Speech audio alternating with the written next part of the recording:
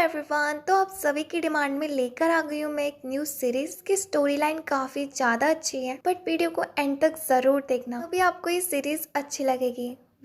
Episode की शुरुआत में हम गॉड्स को देखते हैं जो कि डीमन किंग से कह रहे होते हैं कि वो सरेंडर करते नहीं तो आज वो मारा जाएगा, और उस गॉड का नाम स्नो गॉड होता है। स्नो गॉड की ऐसी बातों को सुनकर वो डीमन किंग कहता है कि ये वॉर कब से चली आ रही है और इस वॉर के दौरान तुमने डीमंस और ह्यूमन वर्ल्ड को एक ही साथ कैद कर दिया था, लेकिन आज जब डीमन वर्ल्ड को बाहर निकलने का मौका मिला है तो क्यों ना हम अपनी आपस की लड़ाई को भूलकर साथ रहे। तभी वहाँ पर स्टार सेज गॉड भी आ जाते हैं और कहते हैं कि क्या तुम्हें सच में लगता है हम इस बार तुम्हारी बातों में फंस जाएंगे? आखिर तुम्हारे अंदर इंसानियत की बात आ कब से गई, वो भी साथ रहने की? क्या तुम्हें सच में लगता है तुम्हारी ऐसी चालों को हम नहीं समझ पाएंगे? तुमने हर बार हमारे पीठ में छुरा घोपा है, लेकिन आज तुम नहीं बचोगे। और फिर वहाँ पर सनसेज गॉड भी आ जाते हैं और वो कहते हैं कि आज पूरा मैटर ही खत्म कर देते हैं तुम्हें मारने के बाद। और इसके बाद वो तीनों के तीनों गॉड्स अपनी पूरी पावर के साथ उस डीमन किंग के साथ फाइट करने लगते हैं, बट वो काफी ज्यादा पावरफुल था जिस पर वो उसे नहीं हरा पा रहे थे। ये फाइट वाकई में काफी ज्यादा देखने लायक थी। अपने आप को हारता देख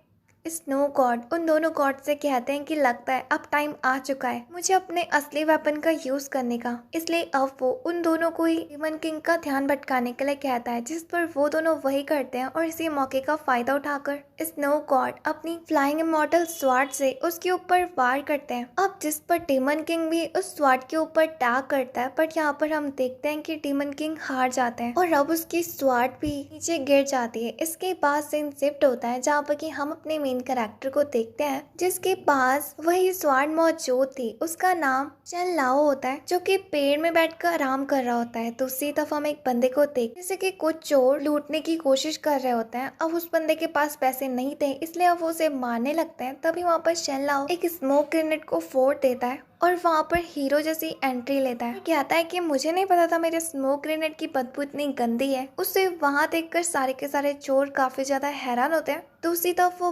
बंदा शनलाओ के पैरों पे पड़ जाता है और कहता है कि प्लीज मुझे इन सबसे बचा लो। तभी दूसरी तरफ उन चोरों का लीडर कहता है कि आखिर ये बंदा है कौन जो हमारे बीच में आया, और अगर आ ही गया है तो इस कांटे को उखाड़ फेंको। और इसके बाद वो अपने लोगों को उसको मारने के लिए कहता है, जिस पर सारे के सारे चोर आकर उसे घेर लेता है। लेकिन हम देखते हैं कि शनलाओ बड़ी आसानी से अपनी स्वार्ड से उन लोगों को हराने लगता है। जैसे एक बंदा उसके पीछे से आकर उसके ऊपर वार करने वाला ही था कि तभी वो दूसरे बंदे को बीच में ले आता है, जिससे कि वो स्वार्ड सीधा उसके पीछे जाके लगती है और अब वो देखते ही देखते उन सबको हरा देता है। दूसरी तरफ वो उस बंदे से कहता है कि लाओ मुझे पैसे दो अपनी जान बचाने का, जिस पर बंदा कहता है कि अगर मेरे पास पैसे होते तो मैं उनको देकर खुद ही अपनी जान बचा लेता। अब जिस पर शल्ला उससे कहता है कि क्या मतलब, तुम्हारे पास पैसे भी नहीं है?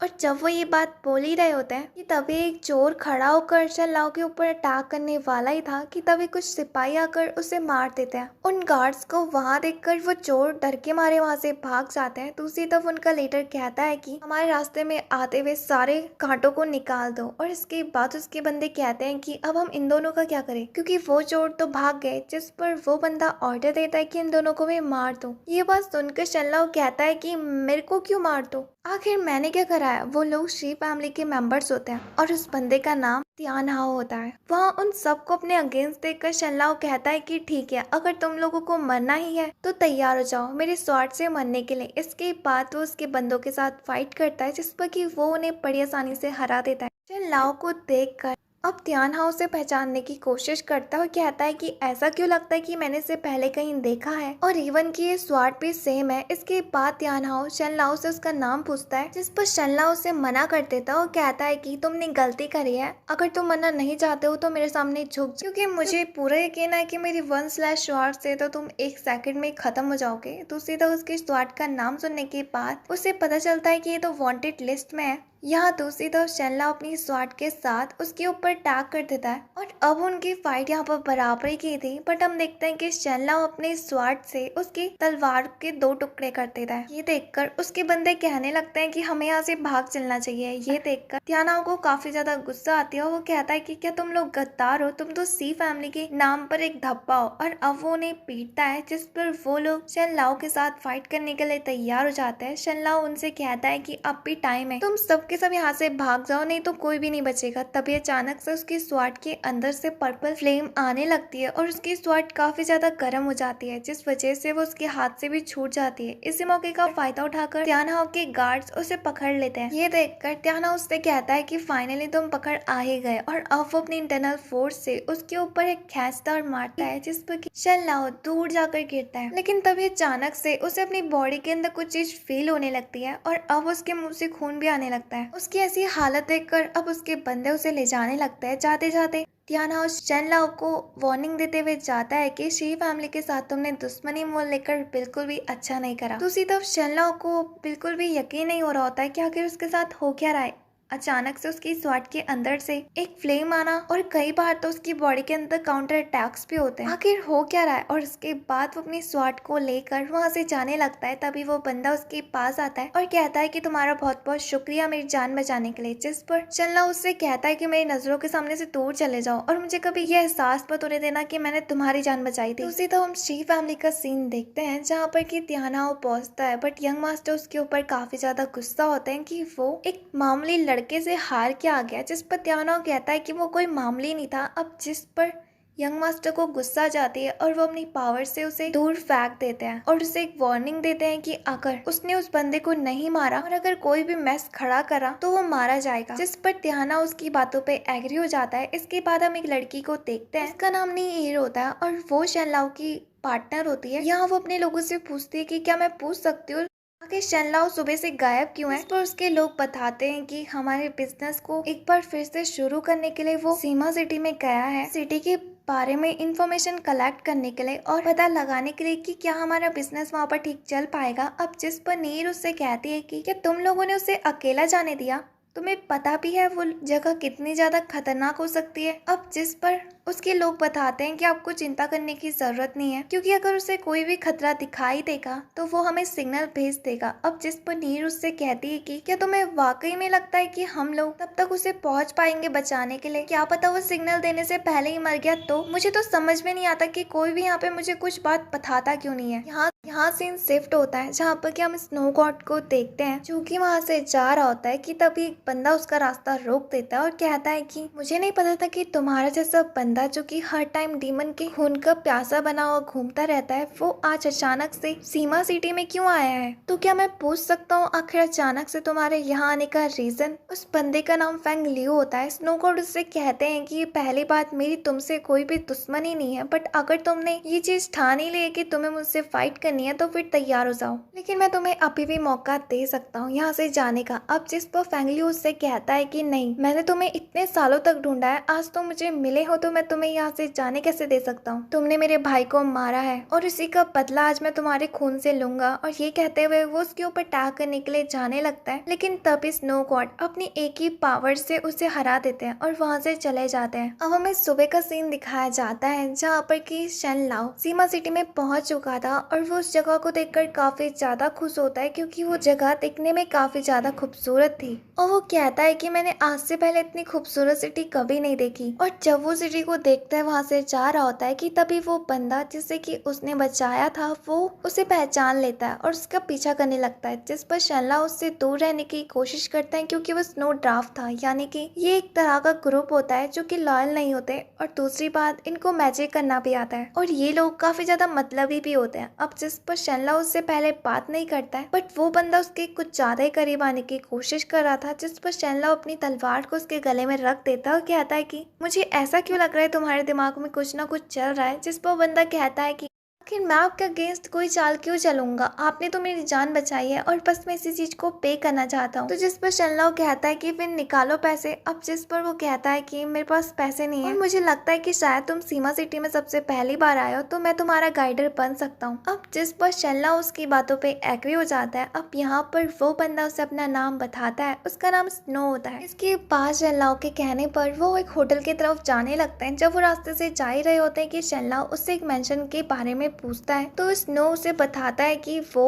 किसी का घर नहीं बल्कि एक हॉन्टेड हाउस है। मैंने सुना है वहाँ पे भूत रहते हैं। अचानक से उस फैमिली के लोग लापता हो गए थे। तब से उस जगह में काफी ज्यादा अफवाह बनने लगी और किसी को नहीं पता कि वो सच भी है या फिर नहीं। तभी वहाँ पर वो होटल के सामने भी पहुंच जाते हैं और अब वो वहाँ जाकर ड्रिंक करने लगते हैं। वहाँ के लोगों को देखकर शनलाओ स्नो से पूछता है कि आखिर इन लोगों ने अपने साथ वेपन्स कैरी क्यों करे हुए हैं, जिस पर बंदा बताता है कि वो डोंगफेंग फैमिली के लोग हैं और आज उस फैमिली में शादी होने वाली है। अब जिस पर वो उसे यहाँ पर ये भी बताता है कि ये सीमा सिटी के अंदर 7 सबसे बड़ी बड़ी फैमिलीज आती है और डोंगफेंग फैमिली भी उनमें से एक है। जितना कि मुझे पता है शायद से डोंगफेंग फैमिली के लोग शी फैमिली की किसी लड़की के साथ शादी करने वाले हैं आज। जानते हो इस शादी की सबसे स्पेशल बात क्या है? मैंने सुना है कि शी फैमिली के पास एक तरह का ऐसा पर्ल मौजूद है जो कि काफी ज्यादा रेयर है और वो उस रेयर चीज को शादी के दहेज में डोंगफेंग फैमिली को दे रहे हैं। और जानते हो उस पर्ल की कीमत कितनी ज्यादा है जिसका कि कोई अंदाजा भी नहीं लगा सकता। और यहाँ पर उनकी बातों को एक दूसरा बंदा भी सुन रहा होता है। दूसरी तरफ शनलाओ अपने मन में सोचने लगता है वैसे तो मैं यहाँ पर अपने बिजनेस के लिए इंफॉर्मेशन लेने आया था, लेकिन अगर मैं इसी बीच कोई ऊपरी कमाई कर लूँ तो कितनी अच्छी बात होगी। यानी कि उसका इरादा उस पल को चुराने का था। दूसरी तो वो स्नो से पूछता है कि आखिर शी फैमिली दहेज देने कब जाएगी। अब जिस पर स्नो उसे बताता है कि शायद आज ही। अब स्नो उससे पूछता है कि आखिर तुम इस चीज में इतना ज्यादा इंटरेस्टेड क्यों हो, कि तुम्हें वो दुल्हन तो नहीं चाहिए। अब जिस पर शनला उससे कहता है कि पागल है क्या। और जब वो ये बात यहाँ पर कर ही रहे होते हैं कि तभी वहाँ पर एक लड़की आती है जो कि दिखने में भी काफी ज्यादा खूबसूरत थी और उसका म्यूजिक प्ले करने का तरीका भी काफी ज्यादा अच्छा था। यहाँ सबके सब लोग उसकी तारीफ कर रहे होते हैं। तो उसी तरह हम उसी बंदे को देखते हैं जो कि काफी ज्यादा ड्रिंक कर रहा होता है और सबके सब लोग उसको देखकर उसके ऊपर बातें करने लगते हैं कि कहीं इसकी बीवी तो नहीं भाग गई, क्योंकि मैंने सुना है कि ये यहाँ पे काफी दिनों से लगातार शराब ही पिया जा रहा है। यहाँ दूसरी तरफ स्नो उससे कहता है कि ये सब कुछ छोड़ो, तुमने अपने बारे में नहीं बताया कि तुम कहाँ से आए हो। अब जिस पर शनला अपने मन में सोचने लगता है कि जब उसे होश आया था तो उसके सामने एक लड़की मौजूद थी। एपिसोड को कंटिन्यू करने से पहले मैं आपको एक चीज बताना चाहती हूँ, ये शेप ऑफ द विंड का सीजन 2 है, यानी कि जिसने सीजन 1 नहीं देखा उसके लिए मैं सीजन 1 को रिकैप कर सकती हूँ। तो सीजन 1 में हमने देखा था शनलाओ जो कि एक लड़का होता है, उसकी मुलाकात एक प्रिंसेस के साथ होती है जो कि लड़के के यूनिफॉर्म में रहती थी। इसी बीच में शनलाओ को जीशा से प्यार हो जाता है, लेकिन जीशा की बॉडी के अंदर के मेरिडियंस धीरे धीरे करके खत्म होने लगे थे, यानी कि उसके पास जीने के कुछ गिने चुने दिन ही मौजूद थे। ये बात उसकी ब्रदर को भी पता थी और उसे ये बात भी पता थी उस फ्रोजन ड्रैगन ट्रेजर से वो जीशा को ठीक कर सकते हैं, लेकिन उस ट्रेजर को सिर्फ और सिर्फ शनलाओ ही हासिल कर सकता है। इसलिए शनलाओ अपने हाथों से उस ट्रेजर को बाहर निकाल देता है, बट अफसोस जीशा उसके ऊपर टाक कर देती है और कहती है कि तुमने सोच भी कैसे लिया मैं तुम जैसे कमजोर लड़के से प्यार करूंगी। और इसके बाद वो उसे मरने के लिए वहीं पर ही छोड़ के चले जाती है। दूसरी तरफ जब वो अपने भाई के पास जाती है तो वो कहती है कि मुझसे ये सब कुछ नहीं हो पाएगा, आखिर मैं कैसे उस लड़के की जान को खतरे में डाल सकती हूँ सिर्फ अपने मतलब के लिए। जिस पर उसका भाई उससे कहता है कि मैंने तुमसे पहले ही कहा था कि तुम्हें उसके प्यार में नहीं पड़ना चाहिए था, अब भी तुम्हें मैं टाइम देता हूँ, उस लड़के को भूल जाओ। अब जिस पर जीशा कहती है कि नहीं, मैं उसे बचाने के लिए चाह रही हूँ, तुम्हारे कहने पर मैंने बहुत सारे पाप करे हैं, लेकिन प्लीज इस बार मुझे मत रोकना। लेकिन उसका भाई उसे रोक कर उसकी सारी मेमोरीज को इरेज कर देता है। दूसरी तरफ शनलाओ को जब होश आता है तो वो शाओ के पास मौजूद था और उसे एक बात का काफी ज्यादा दुख होता है कि जीशा उससे प्यार इसलिए नहीं करती क्योंकि वो कमजोर है, इसलिए अब वो पास पड़ी हुई सारी एलेक्सिर्स को खाने लगता है, जिस वजह से उसकी बॉडी के अंदर रिएक्शन होता है और वो भी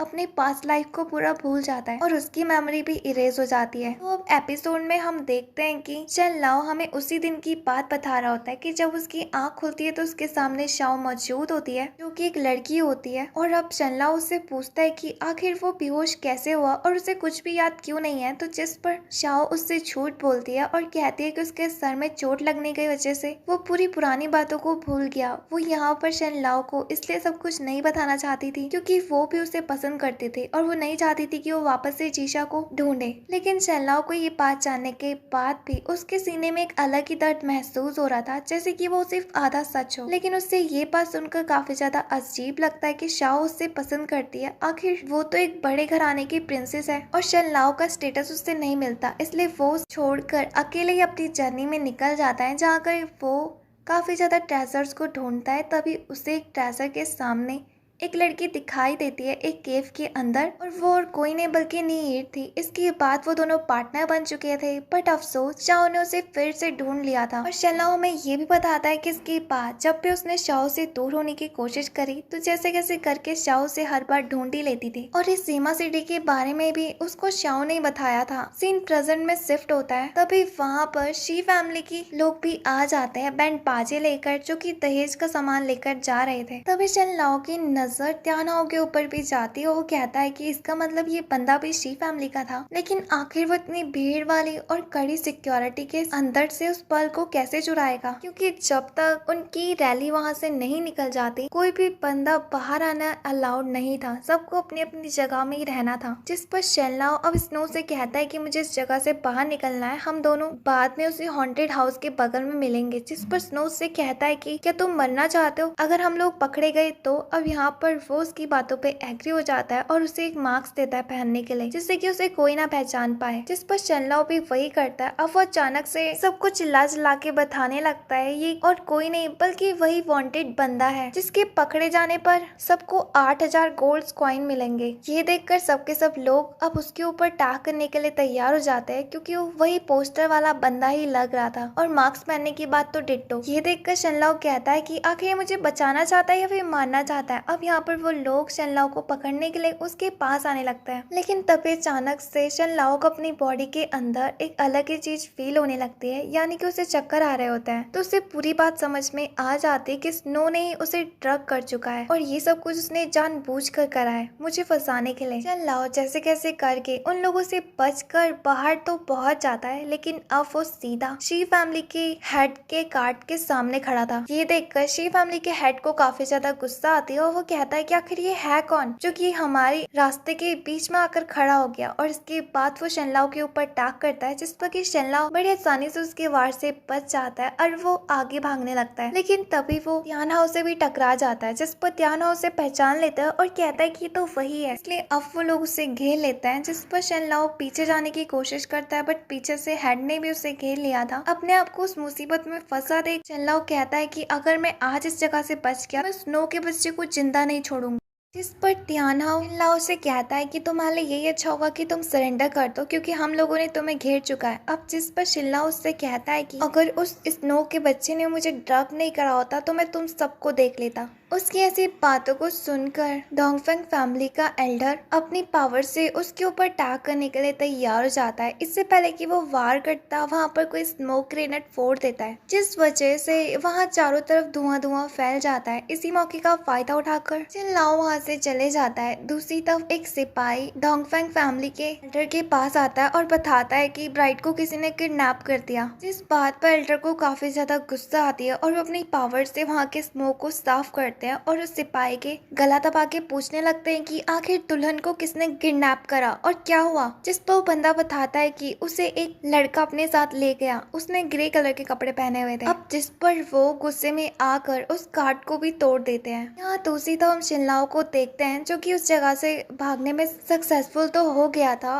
बट अब उसकी छाती में काफी तेज पेन होने लगा था, जिस वजह से वो ढंग से चल भी नहीं पा रहा होता। जैसे कैसे करके वो आगे बढ़ रहा था, बट हम यहाँ देखते हैं कि उसका पीछा कुछ लोग कर रहे होते हैं और कहते हैं कि कुछ भी हो जाए हम उस 1/लियो को अपने हाथ से इस बार नहीं जाने देंगे। बट हम देखते हैं कि शनलाओ बाउंड्री से चढ़कर एक दूसरी जगह में पहुंच जाता है, जहां जाके वो बेहोश हो जाता है। दूसरी तरफ वो लोग कह रहे होते हैं कि आखिर वो उस हॉन्टेड जगह पर क्यों चले गया, और इसके बाद वो लोग भी वहां से वापस चले जाते हैं। हमें कुछ देर पहले का सीन दिखाया जाता है, जहाँ पर कि उन लोगों ने उसको घेर रखा था। तो उस टाइम पर उस स्मोक ग्रेनेड को और किसी ने नहीं बल्कि स्नो ने फेंका था शनलाओ की जान बचाने के लिए। यहाँ दूसरी तरफ हम उसी बंदे को देखते हैं, जो कि वहाँ पे काफी ज्यादा शराब पी रहा होता है। असल में वही उस दुल्हन को पसंद करता था और उसी ने उसको किडनैप भी किया था। और इन सब चीजों को वहाँ पर बैठा हुआ एक बंदा भी देख रहा होता है। यहाँ दूसरी तरफ जब वो लड़का उन लोगों से फाइट कर रहा होता है कि तभी वो लोग उसे नीचे गिरा देते हैं,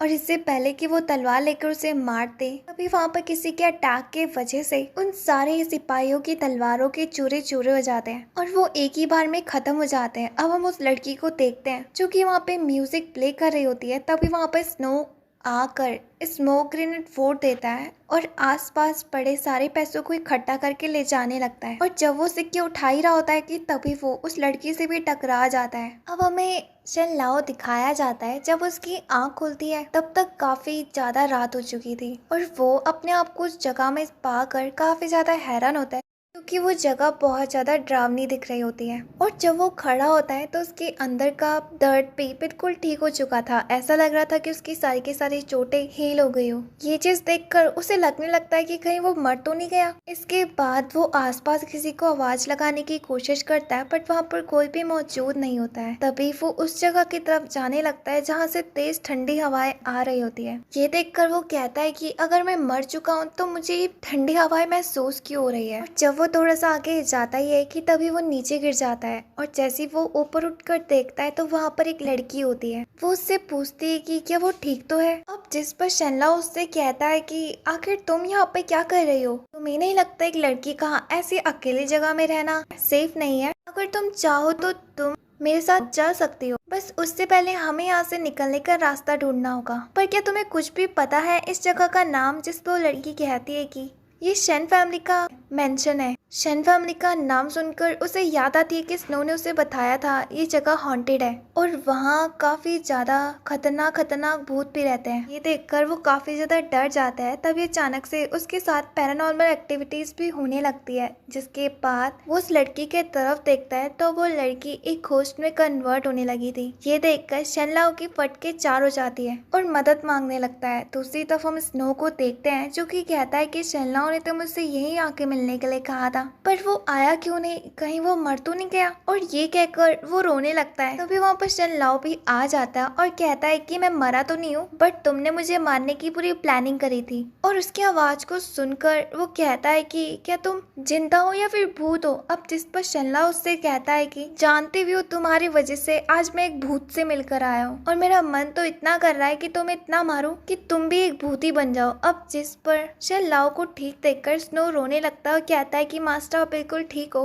पर शेनलाओ उसे लात मारकर पीछे गिरा देता और कहता है कि आखिर मैं ठीक कैसे हो सकता हूँ, तुमने तो मुझे मारने की पूरी प्लानिंग करी थी और मैं तुम्हें कितने बार बोलूं मेरा नाम 1/लिव नहीं है, मेरा नाम शेन लाओ है और ना ही मैं कोई चोर या फिर उस वांटेड लिस्ट पे हूँ। जिस पर स्नो उससे कहता है कि पर तुम्हारी शक्ल तो उस पोस्टिट में वांटेड बंदे के साथ ही मिलती है। पर शेन लाओ उसके गले में अपनी तलवार रख देता है और कहता है कि पहले ये बताओ तुमने वहाँ पर मुझे मरने के लिए क्यों छोड़ दिया था। जिस पर स्नो कहता है कि मैंने आपको मरने के लिए नहीं छोड़ा था बल्कि मैंने ही तो आपकी जान बचाई थी वहाँ पे स्मोक ग्रेनेड फेंक के। तो जिस पर शेन लाओ उससे कहता है कि वो सब कुछ तो ठीक है बट अब उसका क्या जो सबके सब लोग मुझे पहचान गए हैं। अब जिस पर स्नो से एक और चांस मांगने लगता है उसे छोड़ देने का, जिस पर शेनलाओ एग्री हो जाता है और अपने मन में सोचता है कि वैसे ये बंदा इतना ज्यादा पावरफुल तो नहीं है इसलिए मुझे जब भी शक होगा तो मैं इसे मार सकता हूँ और वैसे भी अभी उसे इन्फॉर्मेशन निकालने के लिए इसकी मदद तो लगेगी, इसलिए वो उसे छोड़ देता है। यहाँ पर स्नो उसका थैंक कहता है और कहता है कि मास्टर मेरे पास आपके लिए एक बुरी खबर है और एक अच्छी खबर। तो जिस पर शेनलाओ उससे कहता है कि क्या मैं पूछ सकता हूँ बुरी खबर क्या है। अब जिस पर स्नो वहाँ पर वही लड़की को लेके आ जाता है जो कि वहाँ पर पियानो बजा रही थी। उसको देखकर शेनलाओ उसे वहाँ देखकर कहता है कि मुझे नहीं लगता है किसी तरह की बुरी खबर है। और अब वो यहाँ पर खुश होने लगता है और कहता है कि चलो मैंने तुम्हें माफ कर दिया, तुमने मुझे इतना अच्छा गिफ्ट तो दिया है। स्नो से कहता है कि मास्टर बुरी खबर तो सुन लो, असल में वो लड़की नहीं बल्कि लड़का है। जिस पर शेनलाओ उससे अपना हाथ छुड़ा देता है और कहता है कि ये चीज तुमने मुझे पहले क्यों नहीं बोली, तभी मैं सोची मुझसे भी लंबा क्यों है हाइट में, लेकिन आखिर तुम लड़की बने कैसे। अब जिस पर वो लड़का उन्हें बताता है कि यहाँ वो कुछ सालों पहले आया था, मैंने उस दिन उस होटल से खाना खाया था बट मेरे पास पे करने के लिए पैसे नहीं थे क्योंकि आधे टाइम मेरे सारे के सारे कागजात और पैसे चोरी हो चुके थे। जिसके बाद उन होटल वालों ने तब से मुझे वहाँ पर लड़की बना कर रखा है और अगर आज स्नो मुझे उस जगह से बाहर नहीं निकालता तो पता नहीं कितने सालों तक मुझे वहाँ पे जुल्म सहना पड़ता। उस लड़के का नाम चेन्नान होता है। यहाँ स्नो चेन्नान से कहता है कि मेरे मास्टर काफी ज्यादा दयालु है और मुझे पूरा यकीन है कि 1/मास्टर तुम्हें भी हमारी टीम में रख लेंगे। अब जिस शेनलियो रोने लगता है और कहता है कि आखिर मैं लोगों को कैसे समझाऊं कि मैं वो 1/मास्टर हूँ ही नहीं। यहाँ तो मैं एक बंदे से पीछा छुड़ाना चाहता था तो अब दूसरा भी आ गया। क्या अब भी इस दुनिया में कोई और बचा है जो कि इस ग्रुप में शामिल होना चाहता है? तो तभी वहाँ पर एक लड़का भी आ जाता है और वो कहता है कि वाकई में तुम्हारी पावर्स की दाद देनी पड़ेगी। इतने सालों में तुम और भी ज्यादा पावरफुल हो चुके हो। फिर तुम मेरे किस तरह के दोस्त हो? तुम मुझे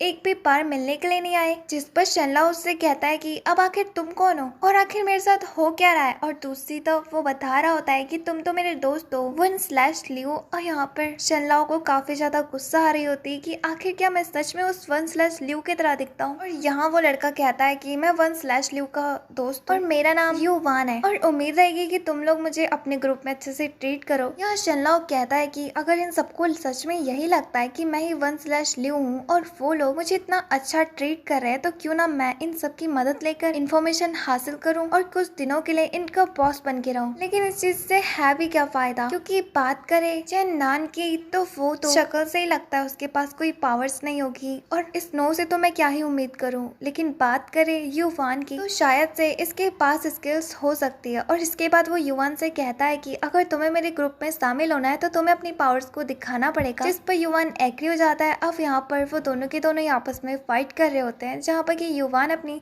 तलवार को नीचे गिरा देता है और कहता है कि मैं तुम्हें अपने हाथों से हरा दूंगा। लेकिन जैसे ही वो फाइट के दौरान शनलाओ के कंधे में हाथ रखता है तो शनलाओ के अंदर का इंटरनल ऑरा बाहर आने लगता है। ये देखकर तो वो खुद भी हैरान था और उसके इंटरनल ऑरा के प्रेशर की वजह से युवान दूर जाकर गिरता है और यहाँ पे शनलाओ जीत जाता है। बट यहाँ पर उसे कुछ भी समझ में नहीं आ रहा होता है कि आखिर युवान ने उसके अंदर के इंटरनल पावर को एक्टिवेट कैसे करा। दूसरी तरफ सबके साथ शनलाओ को कंग्रेचुलेट कर रहे होते हैं, तो जिस पर शनलाओ कहता है कि ठीक है तुम मेरे ग्रुप में आने के लिए कैपेबल हो चुके हो। अब जैसा कि वो पूरी रात जगे हुए थे और उन्होंने कुछ भी नहीं खाया था, तो अब सुबह होने वाली थी, इसलिए वो सबके सब खाना खाने के लिए पास का होटल ढूंढने लगते हैं। जिस पर युवान कहता है कि मैं लोकल होटल्स में नहीं जाता हूँ, यानी कि वो उसी होटल में चलने की बात करता है जहाँ पर कि कल उन्होंने इतना बड़ा तमाशा करा था। जिस पर शनलाओ पहले तो एग्री नहीं होता है, बट वो वहाँ पर अपना मुंह छुपाकर बैठ जाता है क्योंकि कोई उसे पहचान ना ले। दूसरी तरफ हम एक बंदे को देखते हैं जो कि वो डाल के बॉस के पास आता है और उस लेडी बॉस को बताता है कि बहुत बड़ी गड़बड़ हो चुकी है, चेन्नन इस होटल से भाग गया। जिस पर लेडी बॉस कहती है कि हमें अब उसकी कोई भी जरूरत नहीं है, उसे जाने दो अभी के लिए। जिस पर उसका बंदा एग्री हो जाता है। यहाँ दूसरी तरफ हम उन लोगों को देखते हैं जहाँ पे कि शनलाओ अपना जब चेहरा छुपा रहा होता है तो स्नो उससे कहता है कि तुम्हें अपने मुंह छुपाने की जरूरत नहीं है, मैंने उन सारे पोस्टर्स को फाड़ चुका है पहले ही।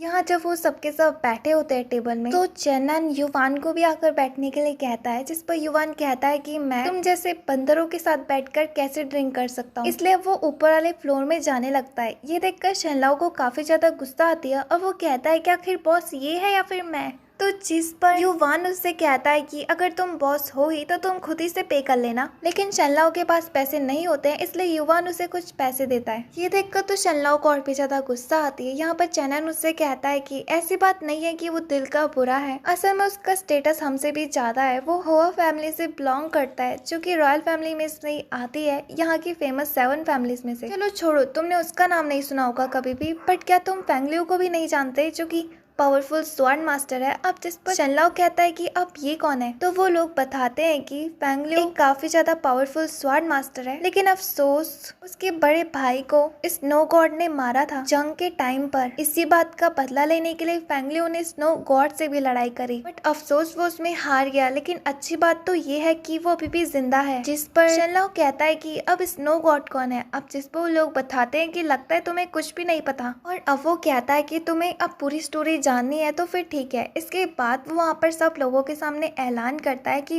वो अब उन लोगों को एक कहानी सुनाएगा और अगर उन लोगों को पसंद आएगी तो वो बदले में उसे रिवॉर्ड भी देना। जिस पर वो लोग एग्री हो जाते हैं। अब यहाँ पर स्नो उन सबको बताता है कि तो ये कहानी साउथर्न टैंग डायनेस्टी की है। तो ली यू होवा फैमिली का सबसे पहला प्रिंस था जिसके टैलेंट तो पूरे साउथर्न किंगडम में फेमस था। इसके बाद उसने स्नो गॉड के सेक्ट को ज्वाइन करा। इसके बाद वो काफी बड़ा और पावरफुल स्वॉर्डमैन भी बन चुका था, बट अब उसे उस पावर्स के ऊपर घमंड भी होने लगा था। एक दिन दूसरी डायनेस्टी के किंग ने अपनी बेटी की शादी तय रखी और कहा जो भी इस फाइट में जीत जाएगा वही मेरी बेटी से शादी करेगा। लियो उस लड़की को पहले से ही जानता था और वो दोनों एक लवर भी थे। शादी की बात सुनकर लियो ने भी उसमें पार्टिसिपेट करा और उसने एक एक कर सभी प्रिंस को हरा दिया। इवन कि उनमें से एक पावरफुल किंगडम का तीसरा राजकुमार भी मौजूद था और उसने तो उसे अपनी पावर से पहले ही राउंड में हरा दिया। और अपनी इज्जत को गिरता देख उस थर्ड प्रिंस ने काफी चालाकी से लियू को बंदी बना दिया और राजकुमारी से डील रखी कि अगर वो उसके साथ शादी कर लेगी वो लियू को जाने देगा। बट अफसोस ऐसा कुछ भी नहीं हुआ। राजकुमारी ने उसकी नौकरानी भले ही बन गई हो बट तब भी उसने लियू को मार दिया। जब ये बात स्नो गॉड को पता चले कि उनके सेक्ट के स्टूडेंट के साथ ऐसा हुआ है तो उन्होंने वहाँ पर आकर थर्ड प्रिंस को मार दिया अपनी तलवार से, वो भी एक ही वार में। लेकिन अफसोस वहाँ पर तब तक स्काई नाइट्स भी पहुंच चुके थे। लेकिन कहा तो ये भी जाता है कि स्नो गॉड ने उन सबके साथ फाइट करी, इवन की उन सबको भी हरा दिया। उनमें से काफी नाइट्स इंजर्ड हो गए थे। लेकिन इन्हीं बीच में स्नो गॉड भी काफी ज्यादा इंजर्ड थे। इसके बाद उन्होंने काफी ज्यादा साल अपनी प्रैक्टिस के ऊपर गुजारा। उन्होंने काफी ज्यादा जंगे भी लड़ी है जो कि फेमस वॉर्स भी थी। माना तो ये भी जाता है कि उन्होंने जो बड़ी बड़ी फाइट्स हिस्सा लिए हैं एक ही बार में उन्होंने 3000 से ज्यादा लोगों का मर्डर कर दिया था। इवन की जहाँ पर उन्होंने ये वार लड़ी थी वहाँ के नदी का पानी 3 महीने तक लाल रहा, वो भी खून से। मैंने तो ये भी सुना है कि उसने काफी ज्यादा डीमंस के साथ भी फाइट करी है और उसे डीमन के खून का प्यासा भी बुलाया जाता है कभी कभार। लेकिन किसी को नहीं पता कि वो असल में हीरो है या फिर विलन। इसी के साथ स्टोरी खत्म होती है। अब जिस पर शनलाओ कहता है कि काश मैं एक दिन स्नो गॉड की तरह बन पाऊं, इतना ज्यादा पावरफुल कि पूरी दुनिया मुझसे डरे। अब दूसरी तरफ स्नो उन सब लोगों से पैसे मांगने लगता है। तभी वहाँ पर गार्ड्स भी आ जाते हैं जो कि शी फैमिली के होते हैं और कहते हैं कि तुमने फिर से वो कहानी सुनाना शुरू कर दिया जो कि इलीगल है, कि शी फैमिली के लोगों की दुश्मनी स्नो गॉड से काफी ज्यादा बड़ी है, इसलिए उस कहानी को कोई भी नहीं सुनाता। दूसरी तरफ गार्ड्स इस चीज के लिए स्नो को सजा देने लगते हैं और अब वो उसे तलवार से मारने की कोशिश करते हैं, जिस पर स्नो डर के मारे सीधा शनलियो के पास जाता है और कहता है कि प्लीज मुझे बचा लो। अब जिस पर शनलाओ कहता है कि आखिर मैं तुम्हारी मदद क्यों करूं। तभी वो गार्ड शनलियो को भी पहचान लेते हैं और कहते हैं कि ये तो वही लड़का है ना, यानी कि 1/लियू, और अब वो उसे भी मारने का ऑर्डर देते हैं। अब जिस पर शनलाओ कहता है कि तुम लोग मुझे नहीं मार सकते। इसके बाद वो लोग उसे घेर लेते हैं, जिस पर कि शनलाओ उन सबके साथ फाइट करने लगता है और बड़ी आसानी से उन सबको हरा देता है। कि तभी पीछे से कोई उसके ऊपर एक सांप भेजता है जो कि शनलाओ के हाथ पर काट देता है। ये देखकर शनलाओ उस बंदे को नीचे आने के लिए कहता है। अब वो बंदा नीचे आता है तो वो शी फैमिली का 7th यंग मास्टर होता है। इसके बाद उसके लोग आकर उसके ग्रीट करने लगते हैं। दूसरी तरफ शनलाओ की बॉडी के अंदर वो पॉइजन फैलने लगा था, जिस वजह से उसकी हालत कमजोर होने लगती थी। ये देखकर उसे काफी ज्यादा गुस्सा आती है और वो कहता है कि तुमने मेरे पीठ पीछे वार करा, और अब वो अपनी तलवार लेकर उसकी तरफ बढ़ने लगता है और उसके ऊपर वार करता है, जिस पर कि वो बंदा उसे डॉज कर लेता है और वो देखता है कि उसकी तलवार ने बड़ी आसानी से पूरी जमीन को तोड़ चुका था। ये देखकर वो काफी ज्यादा हैरान होता है कि मेरे पॉइजन की बॉडी में फैलने के बावजूद भी इसके पास अभी भी इतनी हिम्मत बची है कि वो मेरे साथ फाइट कर सके। दूसरी तरफ इसकी स्वाट भी काफी ज्यादा स्ट्रॉन्ग लग रही है। और अब जैसे ही शनलाओ उसके ऊपर वार करने वाला ही था कि तभी वहाँ पर एक दूसरा बंदा भी आ जाता है जो कि शी फैमिली का ही मेंबर था। वो शनलाओ का हाथ पकड़ लेता है और अब वो उसे दूर जाकर पटक देता है। अब जिस पर शनलाओ वापस से खड़ा होकर उसके साथ फाइट करने की कोशिश करता है, लेकिन उस बंदे पर लगी हुई सिल्क की वजह से उसकी तलवार दूर जाकर गिरती है। अब इससे पहले कि वो उसे पकड़ता वो बंदा शनलाओ का गला दबाने लगता है। ये सब कुछ देखकर चेन नैन युवान के पास आता है और कहता है कि क्या तुम उसकी मदद नहीं करोगे, वो मरने वाला है। अब जिस पर युवान कहता है कि आखिर मैं उसकी मदद क्यों करूं, जब तुम्हें उसकी इतनी ही परवाह है तो तुम खुद क्यों नहीं जाते हो। जिस पर चेन्नन कहता है कि क्या तुम्हें नहीं लगता मैं काफी ज्यादा वीक हूँ। अब जिस पर युवान उससे कहता है कि झूठ मत बोलो, जैसे कि मैंने तुम्हें उस दिन देखा ही ना हो कि तुम्हारे एक ही अटैक पर वो सब के सब गार्ड्स कैसे पीछे जाकर गिरे थे। जिस पर चेन्नन उससे कहता है कि वो तो गलती से हो गया था, बट मुझे लगता है कि तुम्हें उसकी मदद करनी चाहिए। अब वो वहाँ पर उसके साथ एक डील रखता है। यहाँ हम नीचे देखते हैं जहाँ पर कि शनलाओ काफी ज्यादा तकलीफ में होता है और वो मरने ही वाला था कि तभी वहाँ पर युवान भी आ जाता है। अब वो उनके साथ फाइट करने लगता है, इस पर शनलाओ की जान बच जाती है। दूसरी तरफ वो बंदा कहता है कि मैं तुम्हें छोड़ूंगा नहीं, आखिर तुम्हारी हिम्मत कैसे हुई हमारे बीच में पढ़ने की।